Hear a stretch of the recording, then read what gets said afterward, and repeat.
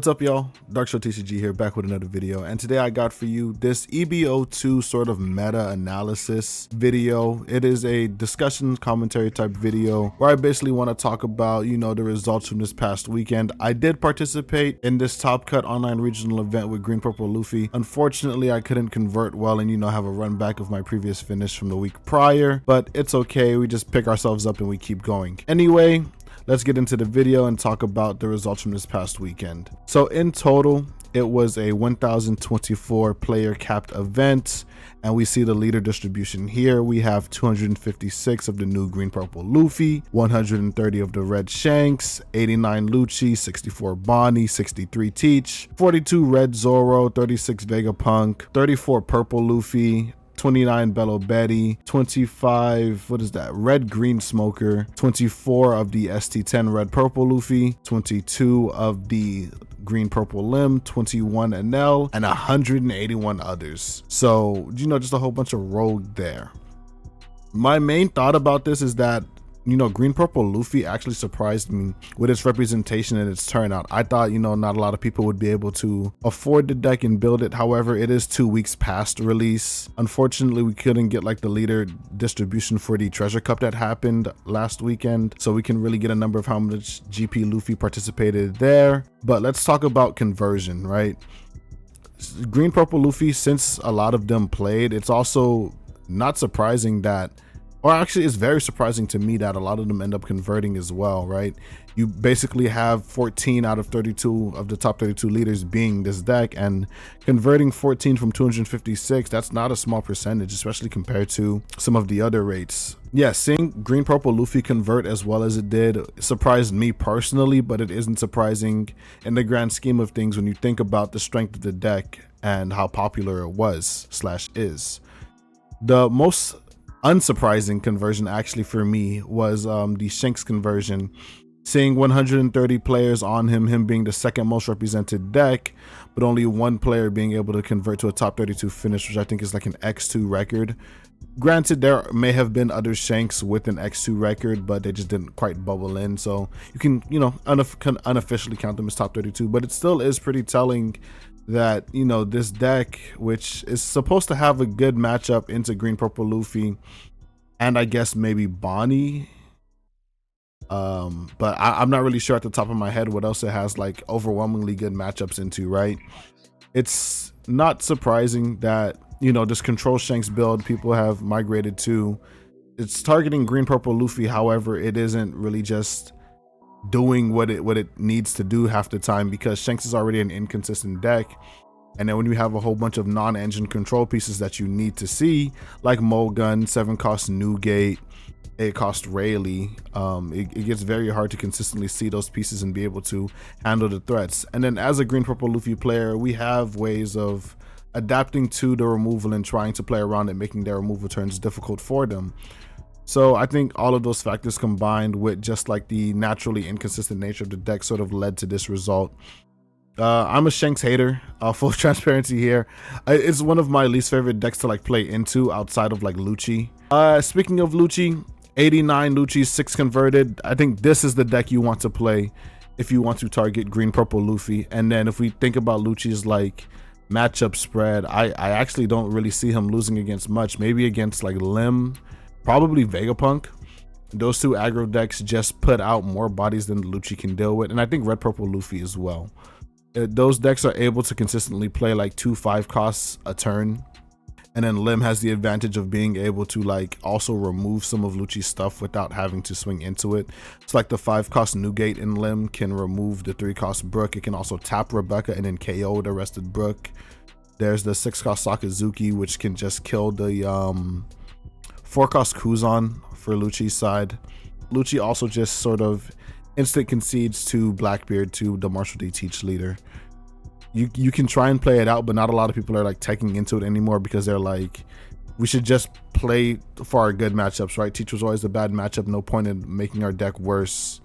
I think Lucci is very favored, very good deck to play in the format right now, especially if you want to target the best deck in the format, Green Purple Luffy. Next leader is Joey Bonnie. So Bonnie is another leader that you want to play to try and counter the green purple Luffy strategy. However, green purple Luffy's once again have like found ways to adapt and deal with the strategy. Bonnie not having the same removal tools as Lucci doesn't make it as viable. They just have ways to stall out the game and freeze your bodies. But as a green purple Luffy, as long as you're Sanji putting sticks in the matchup, I think you're fine. Even if it's frozen, if it's rested, because you probably can just establish more units on your board and then overwhelm your opponent with those units. In terms of Bonnie's matchup spread, I feel like she loses. She also is a green deck at the end of the day, so she also loses to whatever green purple Luffy loses to. So that's Lucci, that's Shanks. Teach is more of a skill based matchup. However, once those 10 cost teaches start coming down, your leader ability is turned off, and that's the main thing that makes Bonnie such a good leader, is her leader ability. Zoro she might do well into, but I feel as if he's sort of the same thing as green purple, and then he's also on Mogun as well. He can sort of just run her down. Lim I think runs Bonnie down as well. Vegapunk probably does the same thing. And then I guess her positive matchups are like maybe purple Luffy and Nell. Yeah, Nell doesn't have Raigo, so purple Luffy and Nell. Her conversion 1 out of 64. Not super good, but Bonnie is a deck that can just get there at the end of the day, especially if she gets a good bracket. Almost any deck can get there if they get a good bracket. But I'm not surprising to seeing her top this format. Next leader is Marshall D, Teach, Blackbeard, the Floodgate leader. Teach was actually my call to take to this event. The only reason I didn't take mono black Teach was because I'm not as comfortable with that leader as I was a green purple Luffy. You know, having that finish that I had the weekend prior, as well as the time that I committed to the deck over this past month, I didn't really have that for Teach. And then going into the format post ban list, I was thinking maybe I should just stay on Teach, but having played green purple Luffy, I thought that I would just get better results with that leader, and I still think I can. But for mono black Teach himself, if we think about his matchup spread, the green purple Luffy matchup is actually pretty close. I know people will like disagree with me, that's a hot take or whatever, but it still is green purple Luffy favored. However, the player skill can definitely have a heavy impact into how that game goes. Obviously, if the green purple Luffy player knows what they're doing and then they have experience into the Teach, it can be a bit difficult for them. Having played some really good Teach players and then having some multiple testing sessions, the matchup did feel very close, and that surprised me. So I think you can catch a lot of green purple Luffys by surprise if you know what you're doing and they don't as Teach. Aside from that, now that Shanks is on control Shanks and they aren't like rushing you down as much, I think Teach's matchup kind of flipped on its head in that regard. Yeah, I think Teach's matchup into the control Shanks is increased. Lucci is almost an auto win for Teach, because all of their stuff is like on play removal. Like all of their KO is on play except Jack, and then even then Teach can like negate and KO the Jack if you wanted to, or just like put 10 cost on the board and play Burgesses, right? Especially if Lucci isn't running any trashing.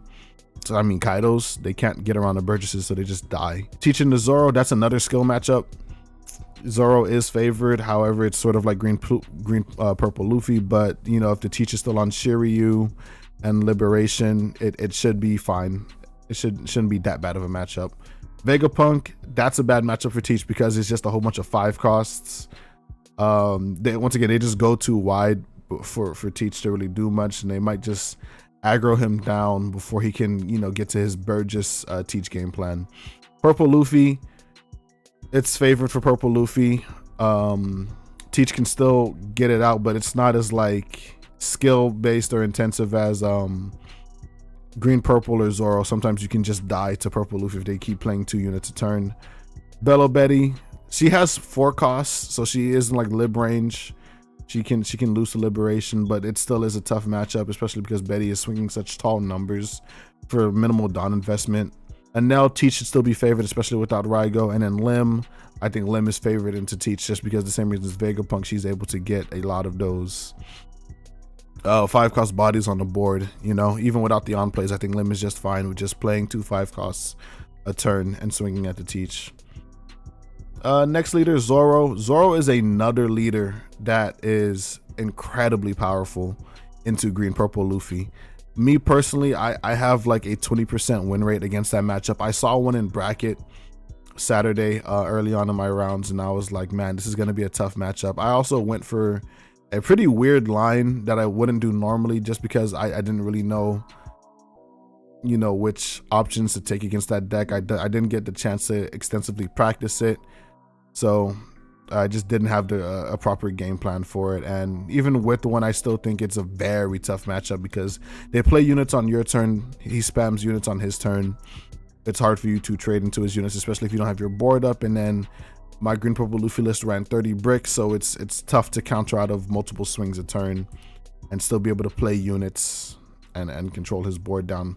Him being a 5 life leader is also really tough. Me being a 4 life leader. Zoro is also on Mogun, and red KO is the best form of removal against green purple Luffy. So red Zoro has a really good matchup in the green purple Luffy. And then I also think you can just like high roll and just rush a lot of these decks down. Next deck, Vegapunk. I'm happy that this leader is very well represented now, or that more people are playing him and that he's actually a viable strategy now. Like regardless of like this top 32, even though it is green purple dominated and Vegapunk didn't make the top cut, like we have a really diverse leader distribution like towards the bottom. And even in top 32, there's like 10 decks. There's 10 decks in top 32, guys. Even though like that ban list did a lot, and then I have like an idea that like the ban list actually made Lucci's green purple matchup a little better because he's on like more powerful removal tools like 10 cost Kuzan, and there is like a more simplistic strategy to this Lucci game plan into green purple. But anyway, back to Vegapunk. Him being able to just spam a bunch of units, him getting the new EB02 blocker that plays a unit from deck, you being able to use your 1 cost counter event with the trigger to play that blocker back from the trash and then search for maybe another Shaka from your deck, and then somehow, you know, you just got out of your opponent's lethal and established 2 blockers because they swung into your trigger life, is insane. The Vegapunk is also a leader where like you can kind of tell if you've won. Like if you're Vegapunk and if your opponent swings into you on their first turn, you might have just won that game because depending on your opponent's deck, they don't know that like starving you is the correct strategy in a lot of cases. Like as green purple Luffy, you want to starve the Vegapunk and eat his hand. I'm pretty sure there's a lot of aggro decks without removal like Lim and green purple Luffy. You kind of want to starve that Vegapunk leader if you're not a control deck, right? Because you can't afford them triggering a body out of their life and then rushing you down. I think a lot like Vegapunk deck lists are like 50 to 48 triggers now, right? So just having that dynamic is super powerful. Nami, she's always going to be popping around, poking around. She probably has a good matchup into everything except the aggro decks, right? So if we're in a format where it's only like control, aggro, Nami does amazing into control, right? So if everyone's playing Lucci, Teach, and Nell to counter green purple Luffy, if you can dodge the green purple Luffys, you're in a really good spot. I'm never surprised to see leaders like Nami or Bonnie or Enel in top cut scenarios, just because they can get through due to like bracket luck as well as player skill. So that being there really makes my heart a flutter. I really like seeing Nami in top cut scenarios. Shout out my Nami players. Usopp in top 32, very interesting. So a lot of people like counted this deck out, discounted it because it was just like another like mid-range / aggro deck.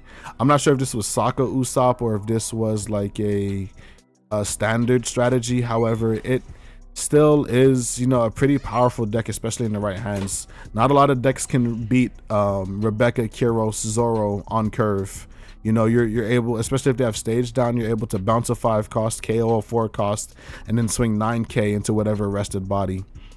I think that's really strong into decks like Vegapunk, Lim, and maybe even green purple Luffy if they didn't stage the correct target, if they didn't have stage. So not surprised that Usopp is there. Glad to see him there. Shout out my Usopp. Reiju's been really strong. I'm surprised we didn't see a lot more people on her. But I think the green purple Luffy matchup is close. She can run down Shanks. She can run down Lucci. She can literally, like, Reiju can literally just run down every deck. every deck here, and as long as like the Reiju, like she just doesn't lose to her own deck, she's pretty like viable into everything. She's like Shanks but aggressive, right? Yeah, that's gonna be it for my EB02 regional leader breakdown here. Let me know what you guys think about my assessment of these leaders. You know, what did you predict would end up winning / doing well in this tournament? How do you feel about this EB02 meta? I think we have 2 weeks left in the format. There's one more tournament on the 31st actually, and I'm not sure if there's one more on the 7th. I haven't checked, but I know for a fact there's another regional decided on the 31st. I won't be able to participate myself. I might try and do it, but then, you know, not holding my breath. Anyway, peace guys.